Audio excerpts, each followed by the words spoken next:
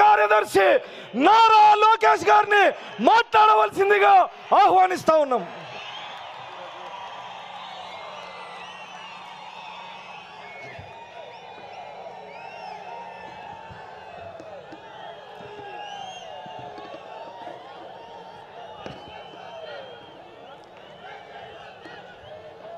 జై తెలుగుదేశం, జై తెలుగుదేశం. వేదికమైనున్న గౌరవ జాతీయ పార్టీ అధ్యక్షులు చంద్రబాబు నాయుడు గారికి, రాష్ట్ర పార్టీ అధ్యక్షులు పల్లా శ్రీనన్నకి, 1982 బ్యాచ్ సీనియర్ నాయకుల దగ్గర నుంచి 20-25 జూనియర్ బ్యాచ్ల వరకు ఈ సమావేశానికి పెద్ద ఎత్తున వచ్చేసిన ప్రజలకు, నాకు ప్రాణ సమానమైన తెలుగుదేశం పార్టీ కార్యకర్తలకు మీ అందరికీ నా హృదయపూర్వక నమస్కారం. తిరుమల తొలి గడప దేవుని గడప, ఒంటిమిట్ట రామస్వామి ఆలయం, ఆమీన్ పీర్ దర్గా, మరియాపురం చర్చ్ ఉన్న పుణ్యభూమి ఈ గడప. పౌరుషం, ఆత్మీయత, మహిళల్ని గౌరవిస్తాం నేర్చుకోవాల్సిన గొప్ప గడప ఈ కడప. మాస్ జాత్ర మహానాడు అదిరిపోయింది. పౌరుషాల గడ్డపై పసుపు జెండా రెపరెపలాడుతుంది. దేవుని గడప కడపలో పసుపు పండగ నిర్వహిస్తాం. నా అదృష్టంగా నేను భావిస్తున్నా. 2024లో మాస్ విక్టరీ మనందరం చూసాం, చరిత్ర కూడా తిరిగి రాశాం. 94% స్ట్రైక్ రేట్, అంటే 175 నియోజకవర్గాల్లో 164 స్థానాలు మన కైవసం చేసుకున్నాం. ఇది ఒక రికార్డు కాదు, ఆల్ టైమ్ రికార్డ్ అని సభాముఖం మీకు తెలుపుతున్నా. ఇది తెలుగుదేశం పార్టీ కార్యకర్తల నాటు దెబ్బ. జెండా బీకేస్తా అన్నారు వాళ్ళు, ఇప్పుడు పార్టీ కార్యాలయానికి టూలెట్ బోటు పెట్టుకుని పారిపోయే పరిస్థితి. పార్టీ లేకుండా చేస్తా అన్నారు, అడ్రస్ లేకుండా పోయే పరిస్థితి. వై నాట్ 175 అన్నారు, ప్రజలు ప్రతిపక్ష హోదా కూడా ఇవ్వని పరిస్థితి. మన బొమ్మలు పెట్టి బాక్సింగ్ చేశారు, ప్రజలే ఇప్పుడు ఫుట్బాల్ ఆడుకునే పరిస్థితి. ఏ తప్పు చేయని మన అధినేత చంద్రబాబు నాయుడు గారు బంధించారు. ప్రజలు ఏకంగా ఆ నాయకుడిని ప్యాలెస్ లో పెట్టి తాళాలేసి లాక్ చేసే పరిస్థితి. మన నాయకులు ట్రెండ్ ఫాలో అవ్వరు, ట్రెండ్ సెట్ చేస్తారు. సినిమా స్క్రీన్ అయినా పొలిటికల్ స్క్రీన్ అయినా ఆయన ఒక లెజెండ్. ఆయన పేరేంటి? విశ్వవిఖ్యాత నట సార్వభౌమ స్వర్గీయ శ్రీ నందమూరి తారక రామారావు గారు. ఎన్టీఆర్ అంటే 3 అక్షరాలు కాదు, ఎన్టీఆర్ అంటేనే ఒక ప్రభంజనం. ఆయనే రాముడు, ఆయనే కృష్ణుడు, ఆయనే భీముడు, ఆయనే అర్జునుడు, ఆయనే కరుణుడు, ఆయనే ప్రజల గుండెల్లో దేవుడు. పార్టీ పెట్టిన 9 నెలల్లో అధికారంలోకి రావటం ఒక చరిత్ర. దేశానికి సంక్షేమం అనే పదాన్ని పరిచయం చేసిన వ్యక్తి అన్న ఎన్టీఆర్. 2 రూపాయలకే కిలో బియ్యం, 50 రూపాయలకి హార్స్ పవర్ విద్యుత్, జంతా వస్త్రాలు, పక్కా ఇల్లు, గురుకుల పాఠశాలలు, మధ్యాహ్న భోజనం, ఇట్లా చెప్పుకుంటే రోజంతా పడుతుంది. అన్న ఎన్టీఆర్ చేసిన సంక్షేమ కార్యక్రమాలు చెప్పేదానికి. సంక్షేమంలోనే అన్న ఎన్టీఆర్ ఒక బ్రాండ్. ఇంకా తెలుగువారు ప్రపంచం మొత్తంలో పెద్దపీట వేసింది మన బ్రాండ్ సిబిఎన్. సిబిఎన్ అంటే డెవలప్మెంట్, సిబిఎన్ అంటే సంక్షేమం, సిబిఎన్ అంటే మనందరి ధైర్యం. అప్పుడు ఐటీ, ఇప్పుడు ఏఐ, అప్పుడు హైటెక్ సిటీ, ఇప్పుడు క్వాంటమ్ వ్యాలీ, అప్పుడు సైబరాబాద్, ఇప్పుడు అమరావతి. చాలని 200 రూపాయల పెన్షన్ని 2000 రూపాయలు పెంచారు. ఇప్పుడు భారతదేశంలో ఏ రాష్ట్రం ఇవ్వని విధంగా 4000 రూపాయల పెన్షన్ మన చంద్రన్న అందిస్తున్నారు. అన్న క్యాంటీన్, డ్వాక్రా, దీపం, పేదల చిరునవ్వు మన నాయకుడు చంద్రబాబు నాయుడు గారు. మనకి ప్రతిపక్షం కొత్త కాదు, మనకి అధికారం కొత్త కాదు. 2019 నుంచి 24 వరకు విధ్వంస పాలన మనందరం చూసాం. ప్రశ్నిస్తే కేసులు, నా పైన కూడా 23 కేసులు పెట్టారు. పోరాడితే ఏకంగా అరెస్ట్ చేశారు. వేదిక మీద చాలా మంది నాయకుల్ని ఆనాడు అరెస్ట్ చేశారు. ఎన్ని ఇబ్బందులున్నా, ఎన్ని కేసులు పెట్టినా మనం ఆనాడు ఒకే డైలాగ్ చెప్పాం. ఏంటది? ఆ డైలాగ్ ఏంటి? తగ్గేదే లేదు.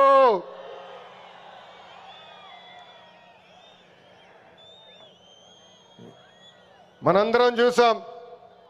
ప్రత్యర్థులు దాడి చేసిన, తొడగొట్టి మీసం మిలేసిన అంజిరెడ్డి తాతనే మనందరికీ దమ్ము. కత్తితో దాడి చేసి తల నుండి రక్తం కారుతున్నా ఏకంగా పోలింగ్ బూత్లో కూర్చుని చివరి ఈవీఎం సీల్ పడే వరకు పోరాడిన మన అక్క మంజుల గారే మన ధైర్యం.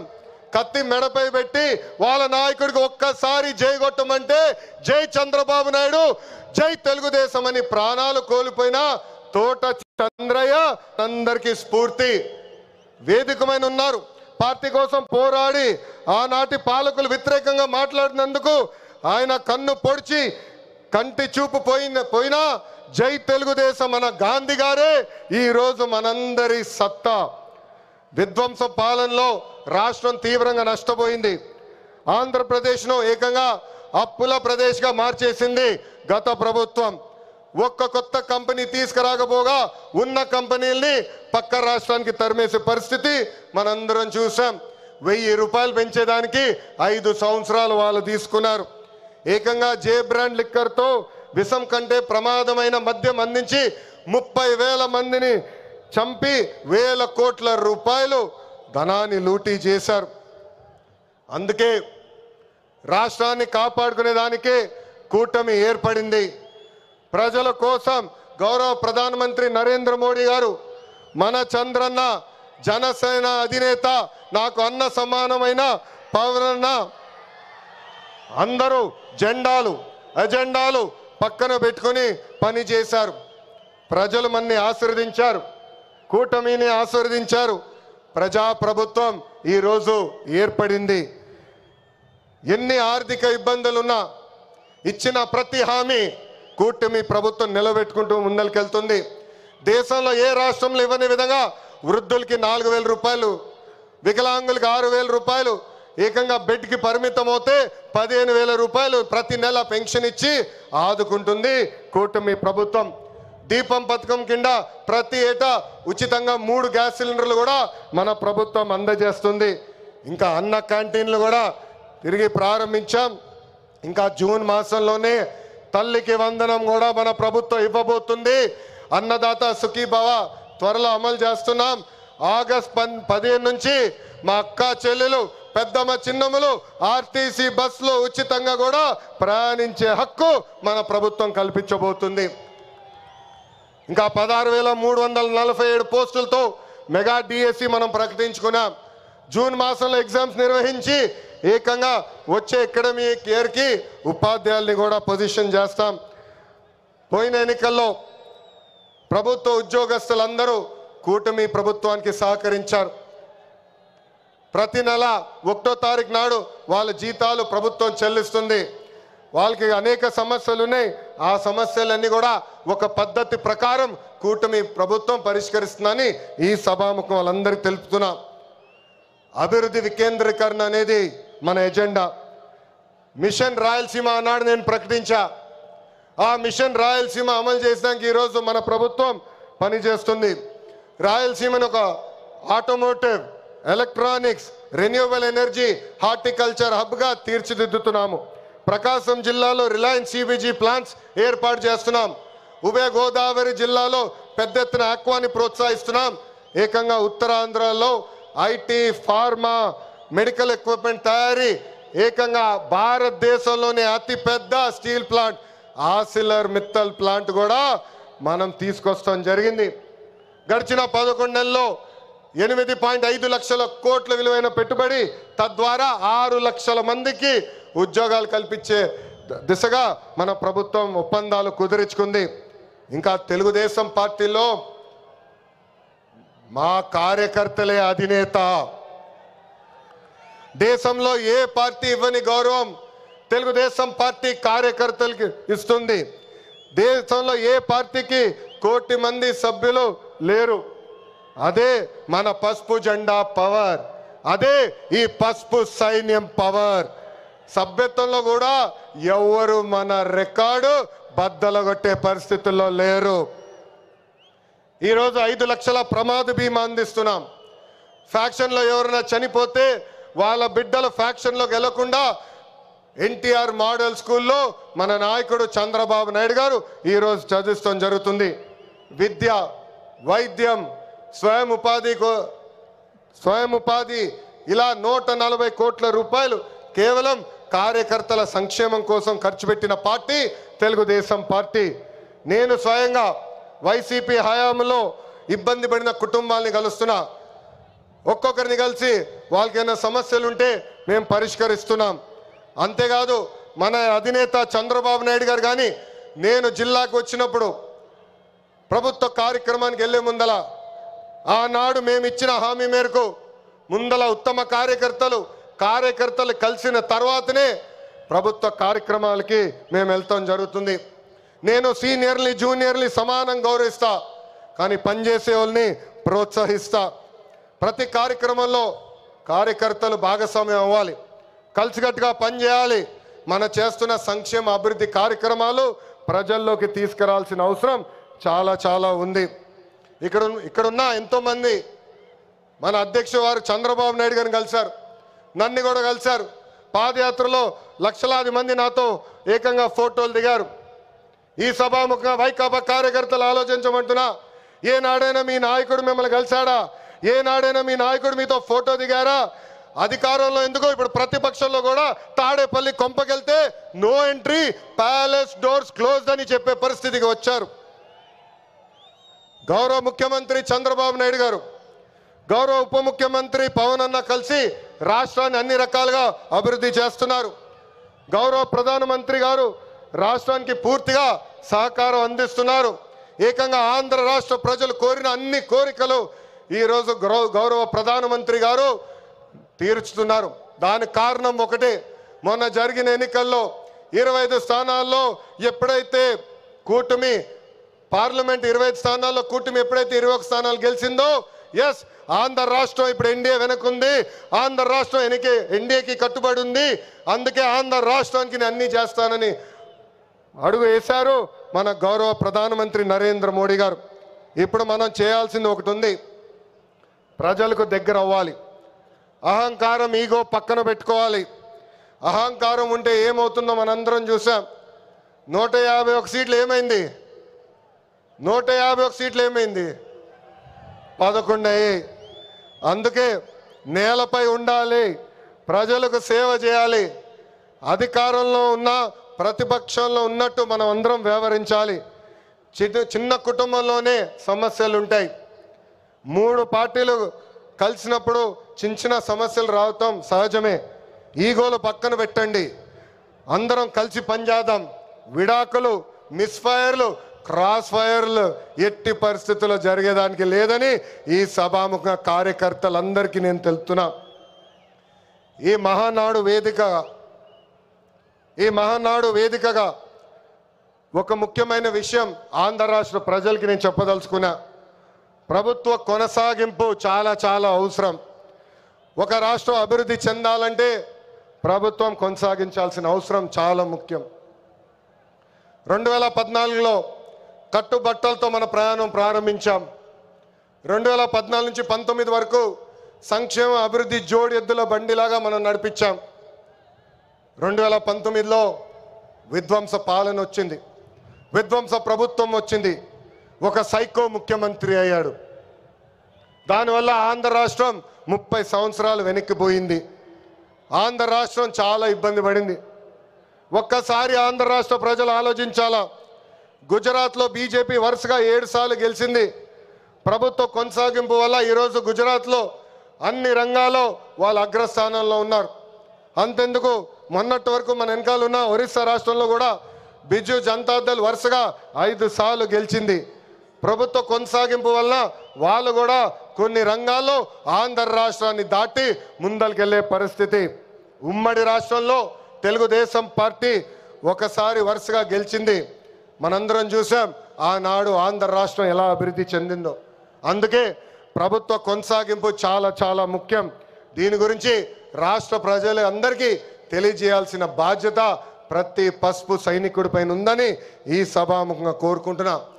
ప్రభుత్వ కొనసాగింపు ఉంటేనే పెట్టుబడులు వస్తాయి. పెట్టుబడులు వస్తేనే నిరుద్యోగ యువకులకి పెద్ద ఎత్తున ఉద్యోగాలు కల్పించే అవకాశం మనందరికీ దక్కుతుంది. నేను ఈరోజు దేవుని గడప సాక్షిగా రాయలసీమ ప్రజల్ని కొన్ని ప్రశ్నలు అడగాలనుకుంటున్నా. రెడీనా? రెడీనా? తల్లిని చెల్లిని మెడబట్టుకుని బయటికి గంటేసింది ఎవరు?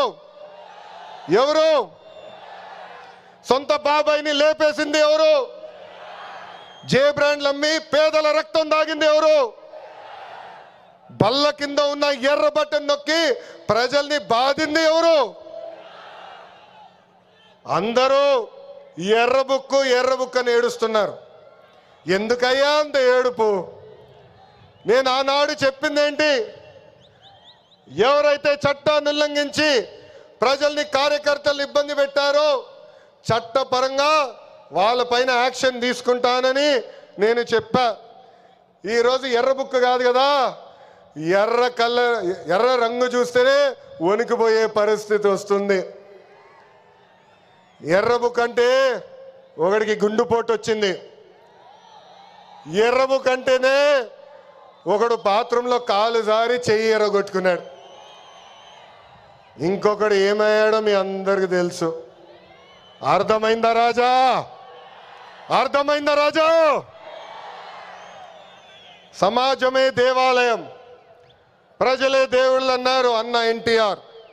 అందుకే మనం 6 శాసనాలు ప్రకటించాం. తెలుగు జాతి విశ్వఖ్యాతి, స్త్రీ శక్తి, యువగలం, పేదల సేవల్లో సోషల్ రీఇంజనీరింగ్, అన్నదాతకు అండగా కార్యకర్తలే అధినేత. పాలిట్ బ్యూరో సభ్యుల దగ్గర నుంచి, వేదికమైన పెద్దల దగ్గర నుంచి, ఇక్కడున్న కార్యకర్తల వరకు ఈ 6 శాసనాలు మన శ్వాసగా బతకాలని ఈ సభాముఖంగా మిమ్మల్ని అందరినీ కోరుకుంటూ, మనకి ప్రజలు ముఖ్యం, వాళ్ళ ఆనందం వాళ్ళ సంతోషం ముఖ్యం. అహర్నిశలు కష్టపడాలా, వాళ్ళకి అందుబాటులో ఉండాలా. తిరిగి 2029లో మళ్ళీ కూటమి ప్రభుత్వాన్ని గెలిపించాలని ఈ సభాముఖంగా కార్యకర్తలందరూ తెలుపుకుంటూ, ఎప్పుడు మా ఇంటి తలుపు మీకోసం తెరిచుంటాయి. నేను మొన్నే చెప్పా, గ్రామ పార్టీలో ఏమైనా సమస్య ఉంటే మండల్ పార్టీని కలవాలి, మండల్ పార్టీలో సమస్య ఉంటే నియోజకవర్గ కమిటీని కలవాలి, వాళ్ళకి సమస్య ఉంటే ఏకంగా జిల్లా కమిటీ కలవాలి. వాళ్ళు కూడా సమస్య పరిష్కారం కాకపోతే ఎప్పుడు నవ్వుతున్నాం మన అధ్యక్షుల వారు పల్లా శ్రీనివాస్ గారిని కలవాలి. ఆయన వల్ల కూడా అయిపోతే మీ లోకేష్ మీకు అండగా నిలబడతారు, మీ సమస్య పరిష్కరించే బాధ్యత నేను తీసుకుంటానని పసుపు సైన్యానికి ఈ సభాముఖంగా నేను హామీ ఇస్తూ, ఈరోజు గౌరవ ముఖ్యమంత్రి గారు చంద్రబాబు నాయుడు గారు వేదిక పైన వచ్చినప్పుడు ఒక పాట పెట్టారు. ఆ క్షణంలో నాకు చాలా బాధేసింది. ఎందుకంటే ఆ పాట వినిన తర్వాత గౌరవ ముఖ్యమంత్రి గారిని నేను రాజమండ్రి జైల్లో మొదటిసారి కలిసిన సంఘటన గుర్తొచ్చింది. చాలా బాధేసింది. ప్రజల కోసం ఆయన జీవితం ఆల్మోస్ట్ పోయింది. అక్టోబర్లో 2003 బాంబ్ బ్లాస్ట్లో నక్సలైట్లు ఆయన పైన దాడి చేశారు. నాడు నేడు ఎప్పుడు ఆయన ప్రజల గురించి, ప్రజల భవిష్యత్తు గురించి ఆలోచించే వ్యక్తి. అలాంటి వ్యక్తికి ఎందుకు దేవుడు ఆనాడు ఈ పరీక్ష ఇచ్చాడా అనుకున్నా. ఇప్పుడు అర్థమైంది. తెలుగు ప్రజలు తిరిగి చంద్రబాబు నాయుడు గారు వెనక నిలబడేదానికి దేవుడు మనందరికి ఒక పరీక్ష పెట్టాడు. ఆ పరీక్ష జయించాను. అందుకే ఈ రాయలసీమ గడ్డ తెలుగుదేశం పార్టీ అడ్డ అని తెలుపుకుంటూ, నాకు ఇంత అద్భుతమైన అవకాశం ఇచ్చిన ఈ పసుపు సైన్యానికి పేరు పేరున నా హృదయపూర్వక ధన్యవాదాలు తెలుపుకుంటూ మీ అందరి దగ్గర నుంచి సెలవు తీసుకుంటున్నా. జోహార్ అన్న ఎన్టీఆర్, జోహార్ అన్న ఎన్టీఆర్. చంద్ర